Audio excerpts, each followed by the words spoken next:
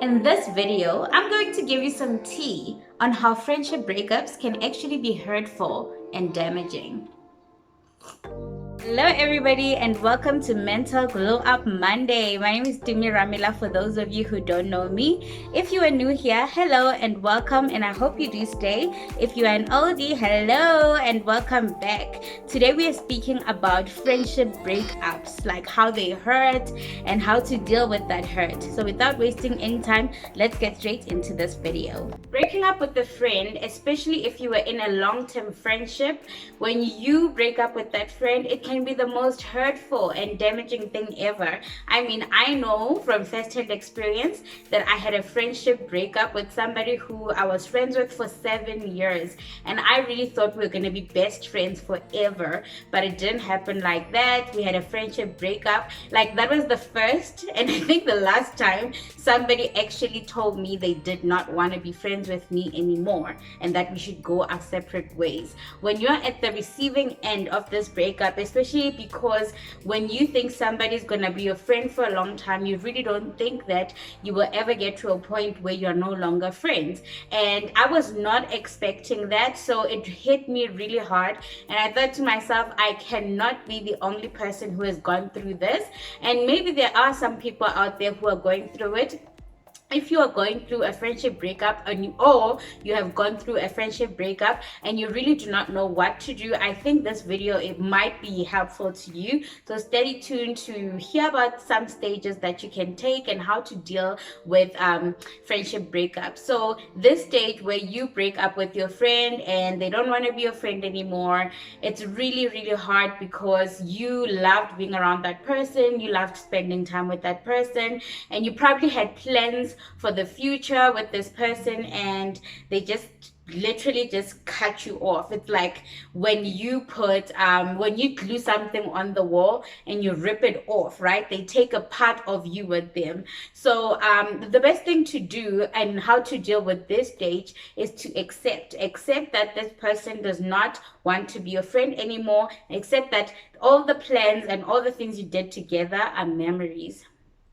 Child, this has to be the most painful thing. I'm not laughing, I'm just thinking about my own situation, but this is the most painful part as well, like where you just have to accept it. And so for some people it takes longer to accept, and for some people, there are some people who just accept instantly. I was not one of those people who accepted the situation when it happened. I was not one of those people. The insecurities that come with friendship breakups can be quite damaging, especially if you were friends with that particular person for quite some time and somehow you had let that relationship define you.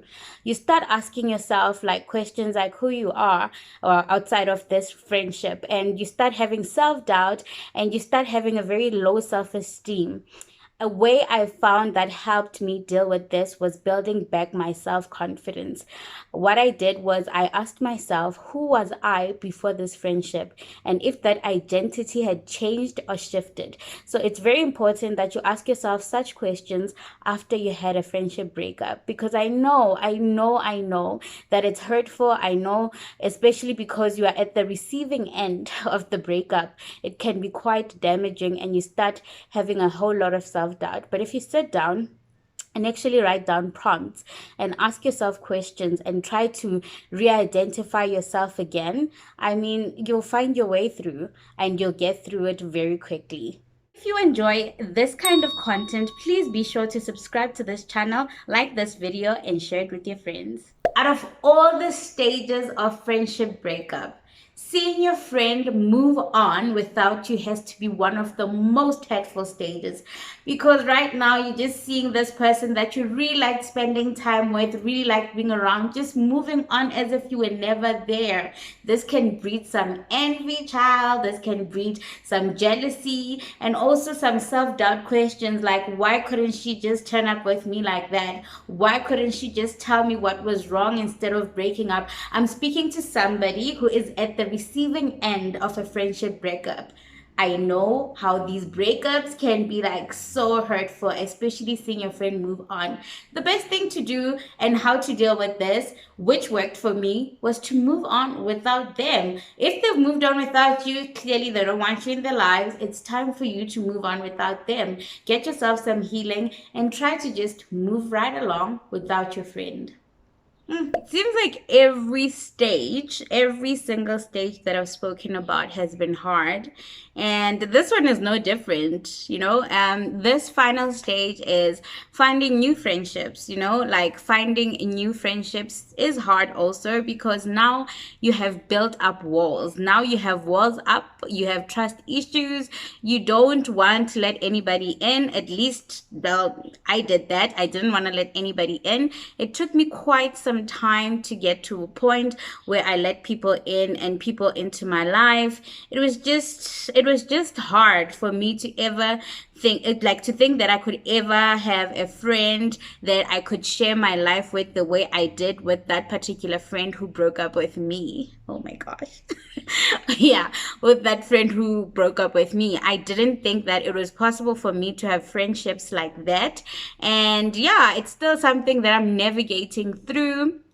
It's still something that I'm still learning to do. And yeah, it's just something that, I mean, at the end of the day, we need community, we need people around us, and it's something that I'm gonna have to get over and start creating new friendships. And I can rekindle old ones if possible. You can rekindle old ones if possible.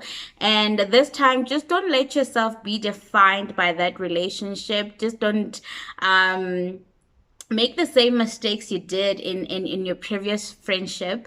You learn to love yourself fully, you learn who you are, you learn how to identify yourself without friendship.